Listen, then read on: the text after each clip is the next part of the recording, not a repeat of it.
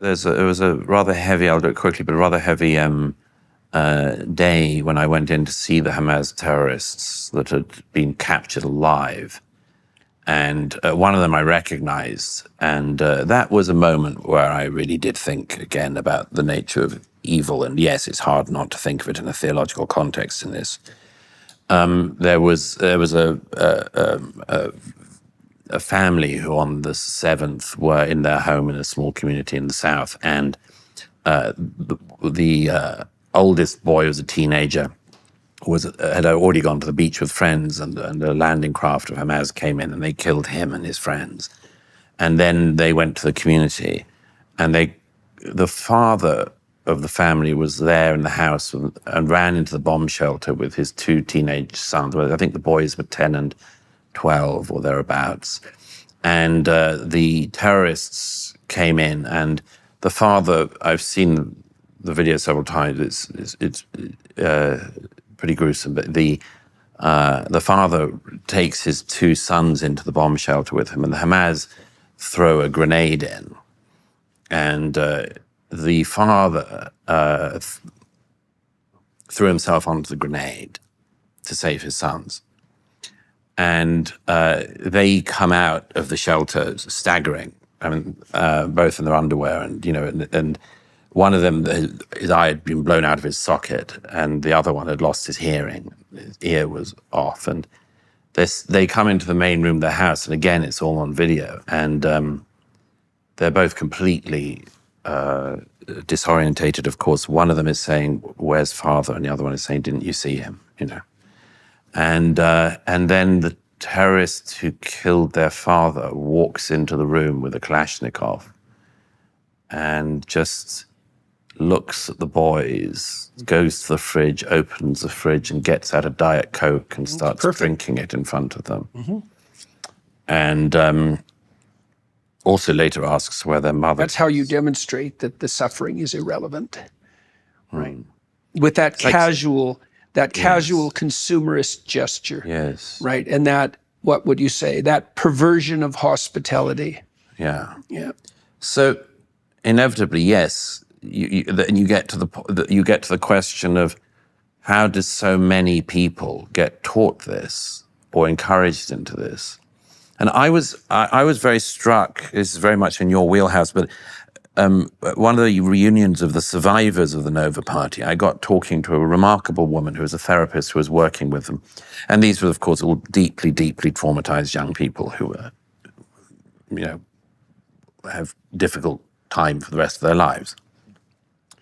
But there was a therapist who'd been working with them who I spoke with who said to me then, and it was something I thought about a lot, which was, don't forget, Douglas, that a psychopath is probably born. Sinoir was a type of psychopath, clearly. But she said, don't forget, sociopaths you have to make. And that was something I thought about a lot because, of course, what would happen if you had control of a civilian population like the almost 2 million people in Gaza, a population that doubled in the time that Israel was said to be doing a genocide there, by the way, but park that aside as a mere fact. What would you do if you had a civilian population for 18 years and you were a death cult and you ruled it? You would teach what Hamas taught in Gaza, which was to teach the young Gazan Palestinians how to join the death cult, to admire it, to be part of it, so that to strive for attainment within it. For it. It's all very well documented, but the soldiers who were going house to house in 2014, there was a relatively minor war in Gaza compared to this one. And there are many soldiers I spoke to who were involved in the relatively minor conflict in 2014, who were also in Gaza since October 2023. They all said that they noticed when they did house-to-house clearing, going through, trying to find hostages, trying to find weapons, trying to find tunnel entrances, and trying to find the architects of the massacre. They all said the same thing, which was that in 10 years, there was a marked radicalization in the books, in the households, in the learning materials, in everything from, and it's not satire, math textbooks of, if you kill 2 Jews and kill another 2 Jews, how many dead Jews do you have? This is the way you learn arithmetic in Gaza under Hamas.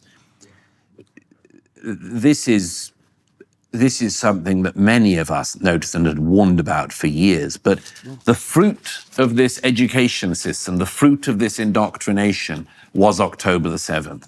And look at it. It's been it was a catastrophe for the Israelis, and it's turned out to be an utter disaster for the citizens of Gaza. There's an immaturity and self-centeredness about psychopathy that's probably intrinsic.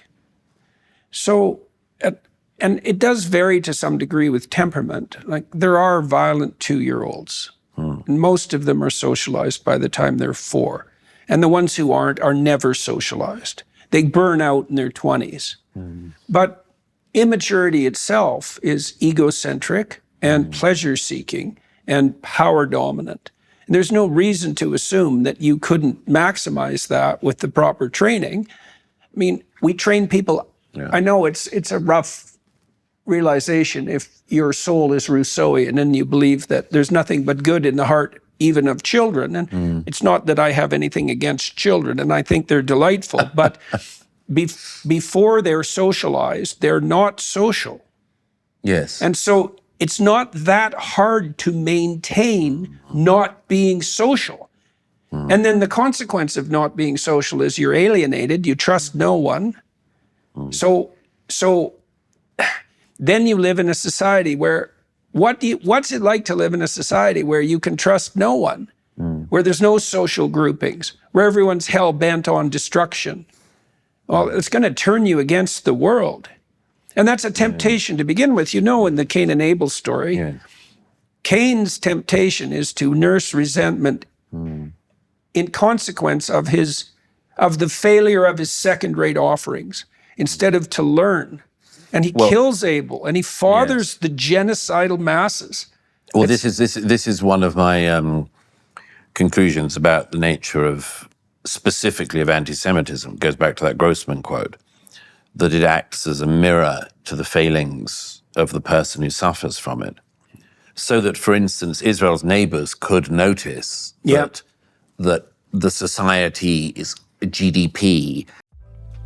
Are you tired of being held back by one-size-fits-all healthcare? Or having your concerns dismissed or being denied the comprehensive lab work you need to truly understand your health? I want to tell you about Marek Health, the premier health optimization platform that's revolutionizing how we approach wellness and longevity. What sets Marek apart isn't just their cutting-edge diagnostic labs or concierge health coaching, it's their commitment to treating you as an individual. Their expert clinical team stays at the forefront of medical research, creating personalized, evidence-based protocols that evolve with you. Unlike other services that rely on cookie-cutter solutions, Marek Health goes the extra mile. They consider your unique lifestyle, blood work, and goals to craft recommendations that actually work for you, whether that's through lifestyle modifications, supplementation, or prescription treatments. And with a remarkable 4.9 out of 5 rating on Trustpilot, you know you're in great hands. The best part is you can get 10% off your order today. Just head to MarekHealth.com and use code Peterson at checkout. That's MarekHealth.com, code Peterson for 10% off. Stop guessing and start optimizing your health today with Marek Health, because your best life starts with your best health.